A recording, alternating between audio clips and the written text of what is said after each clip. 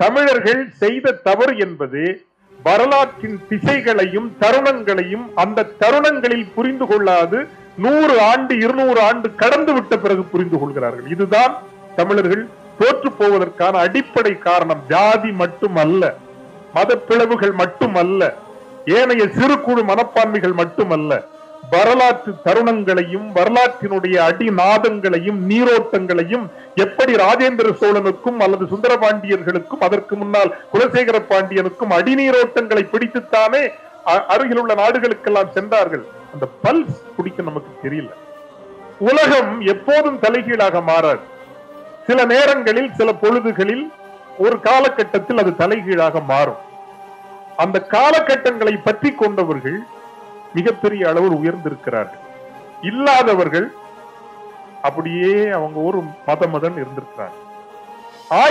எனக்கு தெரிந்த பெரும் ரோமாபுரி பேரரசு நவீன காலம் என்பது ஒரு 500 ஆண்டு கால வரலாற்றில் 1648ஆம் ஆண்டுதான் நவீன உலக வரலாற்றை வரையறுத்த ஆண்டு. வெஸ்ட்பேலியா அக்ரிமெண்ட் என்று சொல்வார்.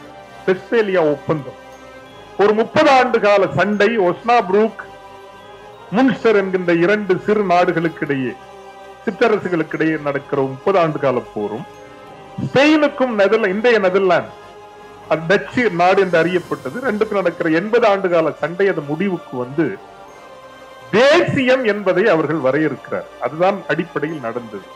யாருக்கு ஒரு தேசத்தை கோருகின்ற உரிமை உண்டு என்று வரையறுக்கப்பட்டது வெஸ்ட்பேலியா ஒப்பந்தம்.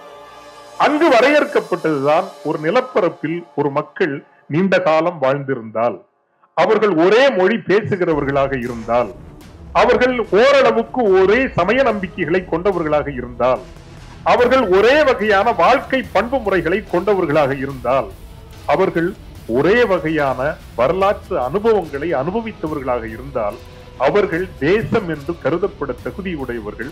அவர்களுக்கு சுய நிர்ணய உரிமை உண்டு. அவர்களுக்கு ஒரு நாடு கோருகின்ற இறையாண்மை உரிமை உண்டு.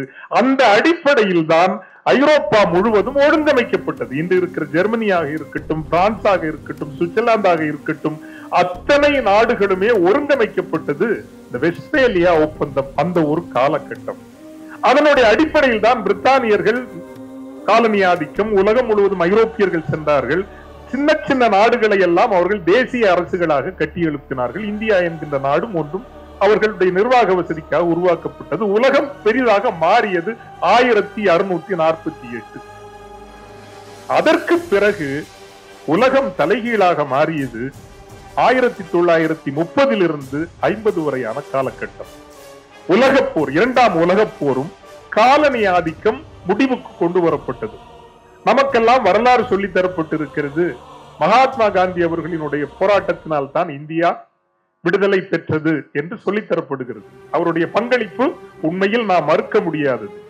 1930 50 வரை எந்தெந்த இனங்கள் எல்லாம் உஷாரா இருந்தாங்களோ, புட்சாலி தலைவர்களை கொண்டிருந்தார்களோ, அவர்களுக்கெல்லாம் நாடு கிடைத்தது. இது அடிப்படையில் நீங்கள் புரிந்து கொள்ள வேண்டிய உண்மை. நமக்கு நாடு கிடைக்கவில்லையா என்றால் கிடைத்தது. ஆனால் ஒரு வெறும் 4 லட்சம் இருக்கிற மாலத்தீவுக்காரர்களுக்கு ஒரு இறையாண்மை கொண்ட ஒரு நாடு கிடைத்தது. வெறும் ஒரு 50 லட்சம் கொண்ட ஒரு அன்றைக்கு 50 இல்ல, வெறும் ஒரு 13 லட்சம் தான் சிங்கப்பூர்காரர்களுக்கு ஒரு நாடு கிடைத்தது.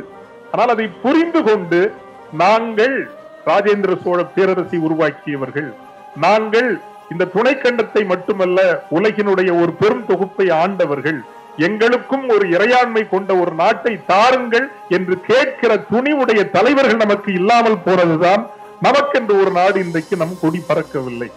அருள்மாணிக்கம் அவர்கள் சொன்னார்கள் அல்லவா, நாம் ஏன் தமிழ் மொழி தடுமாறுகிறது என்றால், இறையாண்மை இல்லாத ஒரு இனம் பெரிய முன்தாவல்களை நடத்துவது என்பது எளிதானது அல்ல. ஆனால் இன்றைக்கு நாம் நாடெல்லாம் கேட்க முடியாது. காரணம், இன்று நாம் வேறு ஒரு ஒழுங்கிற்குள் வந்து விட்டோம்.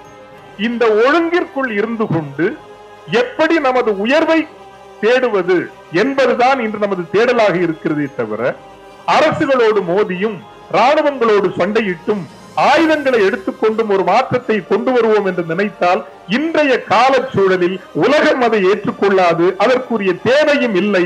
இன்றைய ஜனநாயக அறிவு தொழில் வணிக ஒழுங்குகளை பயன்படுத்தி கொண்டு இந்த இனம் உலகத்தினுடைய முதன்மை 10 இனங்களில் ஒன்றாக எழ முடியும் என்கின்ற நம்பிக்கைதான் நமது நம்பிக்கை.